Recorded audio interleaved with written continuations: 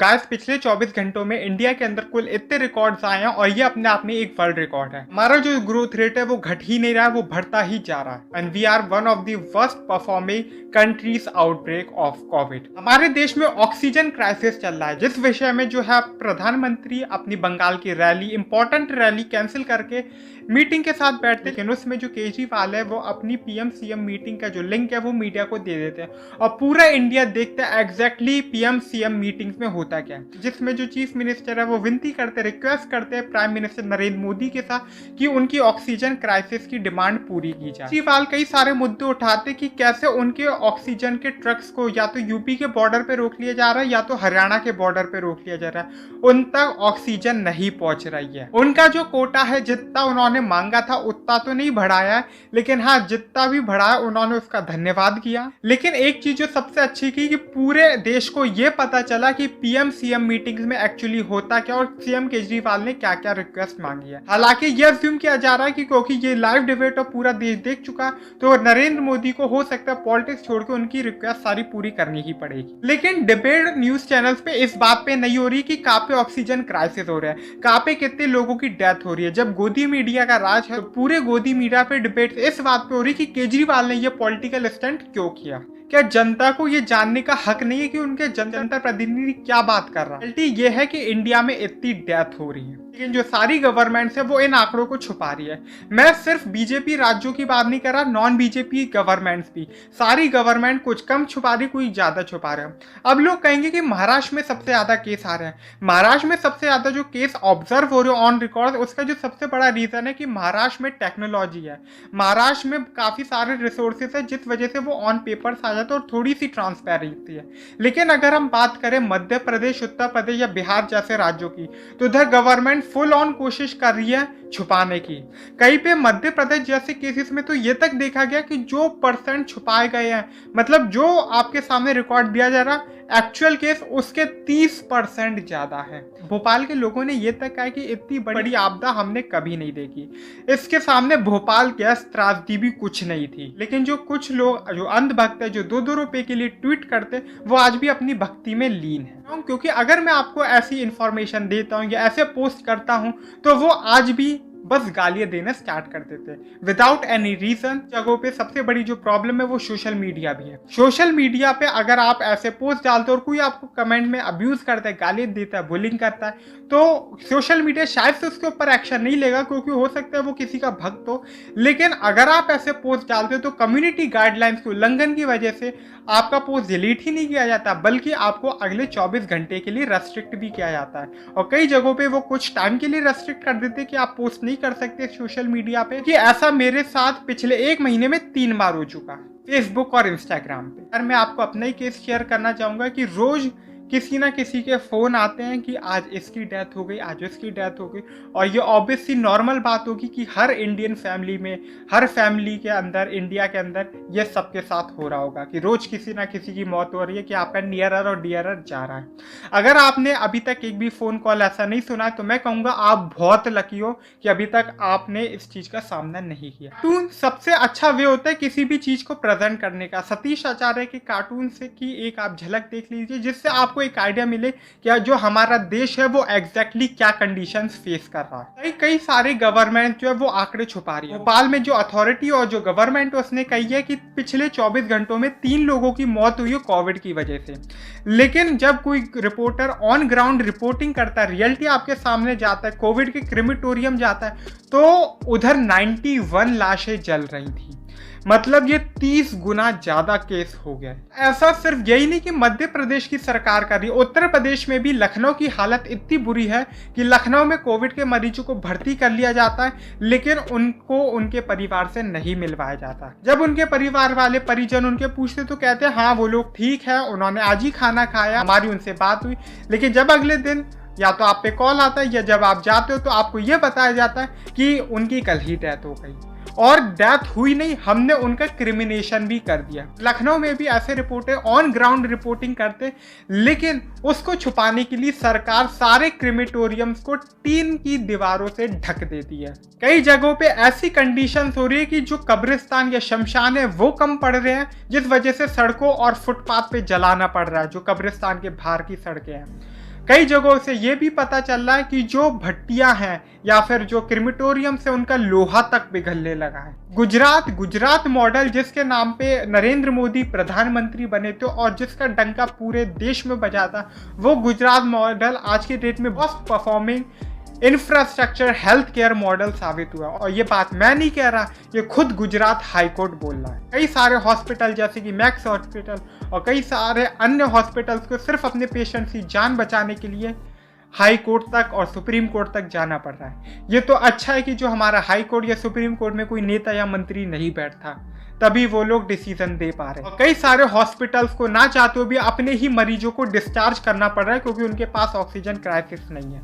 कई जगहों पे कई मिनट की तो कई घंटों की ऑक्सीजन बची है।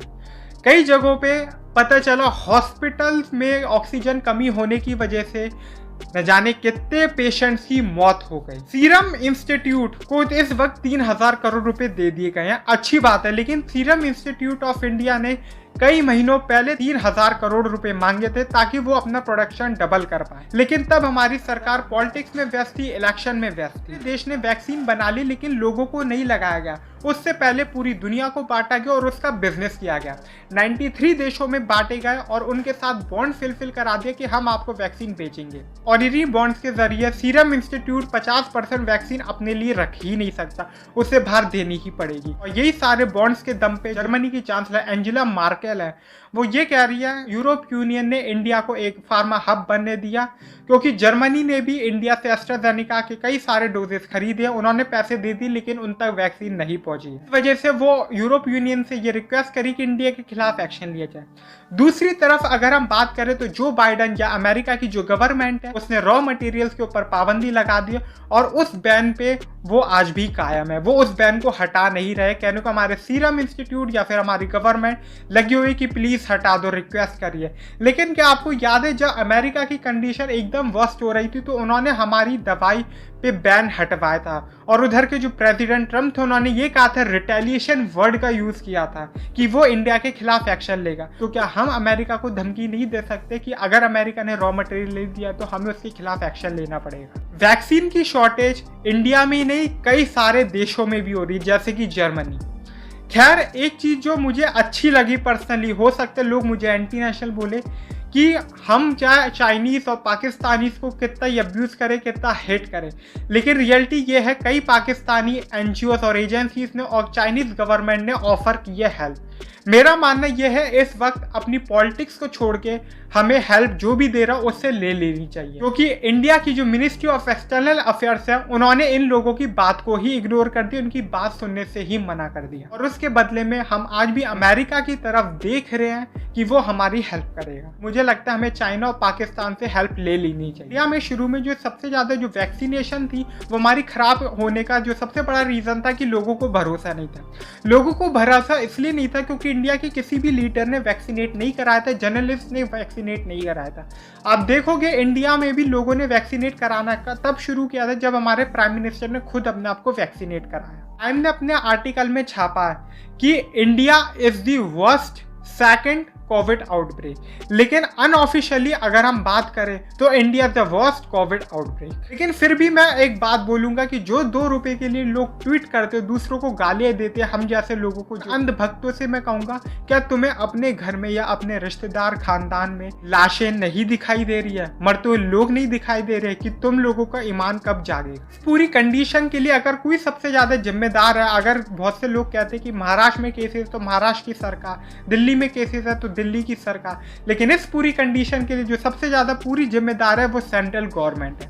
हमारे देश में वैक्सीन की शॉर्टेजेस है, लेकिन वैक्सीन का जो क्राइटेरिया या वैक्सीन आज भी सिर्फ और सिर्फ सेंट्रल गवर्नमेंट के अंतर्गत ही आ रहा है। ऑक्सीजन क्राइसिस है, ऑक्सीजन भी सिर्फ और सिर्फ सेंट्रल गवर्नमेंट के अंडर में ही आती है। हमारे जितना भी हेल्थ केयर सिस्टम है, जितनी भी बड़ी बड़ी चीजें हैं वो सब सेंट्रल गवर्नमेंट के अंडर में ही आती है। तो हमारी जो सेंट्रल गवर्नमेंट के खुद होम मिनिस्टर है वो खुद तो बहुत बड़ी बड़ी रैलियां कर रहे हैं, हजार हजार रुपए के कूपन बंटवा रहे हैं सिर्फ वोट और रैली में आने के लिए, लोगों को भीड़ बढ़वा रहे हैं। और जब लोगों को कोरोना हो रहा है तो वो ये कहते हैं कि लोग खुद जिम्मेदार है कोरोना के लिए, वो भीड़ में जाते क्यों है। हमारे प्रधानमंत्री देश को संबोधन करते लोग सोचते हैं कि वो कुछ ट्रांसपेरेंसी रखेंगे और रियल कंडीशन बताएंगे, लेकिन उसकी जगह वो अपनी तारीफ और अपनी सरकार की तारीफ करके चले जाते हैं। उन्होंने साफ कहा कि लॉकडाउन नहीं लगेगा, लेकिन कई सारे स्टेट जो है वो लॉकडाउन इम्पोज कर रहे हैं क्योंकि ये लॉकडाउन से भी वर्स कंडीशन है। उन्होंने कहा था कि लॉकडाउन आखिरी ऑप्शन होना चाहिए,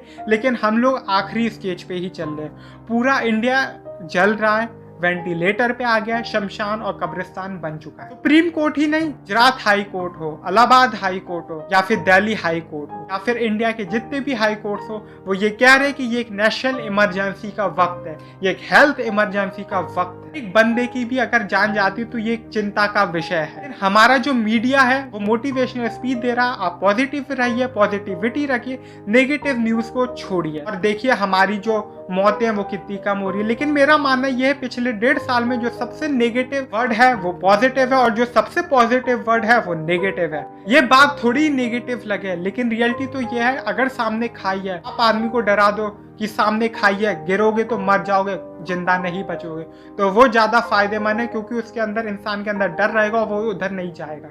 लेकिन अगर आप किसी की आंख पे पट्टी बांधो, ये कह दो कि आगे खाई है, अगर गिर भी गए तो डॉक्टर बचा लेंगे, तो उसका कोई फायदा नहीं है। दोनों एग्जाम्पल्स आपके सामने। लेकिन जो सबसे बड़ा रीजन मैं इस पूरी कंडीशन का देना चाहूंगा कि जो जिम्मेदार है वो गोदी मीडिया है। गोदी मीडिया ने कोई क्वेश्चन नहीं पूछा, पूरी चाटुकारिता निभाई हो उन्होंने अच्छे से। जब हमारे देश में कोविड पे कोई डिबेट नहीं होती, जब हमारे देश में कोरोना पे कोई डिसीजन नहीं लिया गया था, लॉकडाउन नहीं लगा था और कोई एक चिंता का विषय भी नहीं था, तो राहुल गांधी ने कहा था, And I've been warning the government that a massive tsunami is coming and they are fooling about, they are not clear about what they have to do. India should be preparing itself not just for COVID virus but for the economic devastation that is coming. Right? I'm saying it again and again and again. Nobody is listening to me.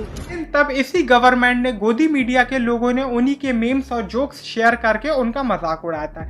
लेकिन real condition आपके सामने आ गई है। यही फर्क पड़ता है जब आप एक पढ़े लिखे नेता को चुनते हो। हमारी जो गवर्नमेंट है, फर्स्ट वेव से लेके सेकंड वेव के बीच में काफी लंबा टाइम था जिस वक्त उन्होंने कई सारी चीजें प्रस्तावित की, कई सारे पैसे लगाए कि हम ये करेंगे वो करेंगे, किया कुछ भी नहीं।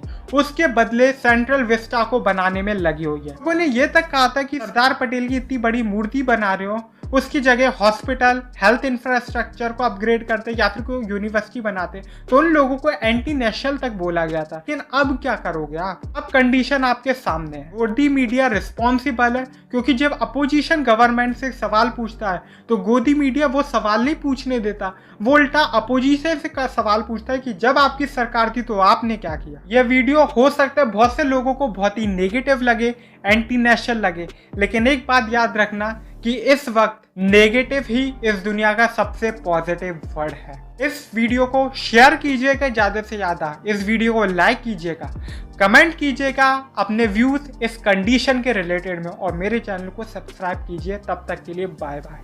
Stay healthy, stay safe. मैं यही गुजारिश करूंगा कि सरकार कुछ एक एक्शन ले जो कि जेन्युइन हो, पॉलिटिकल नहीं।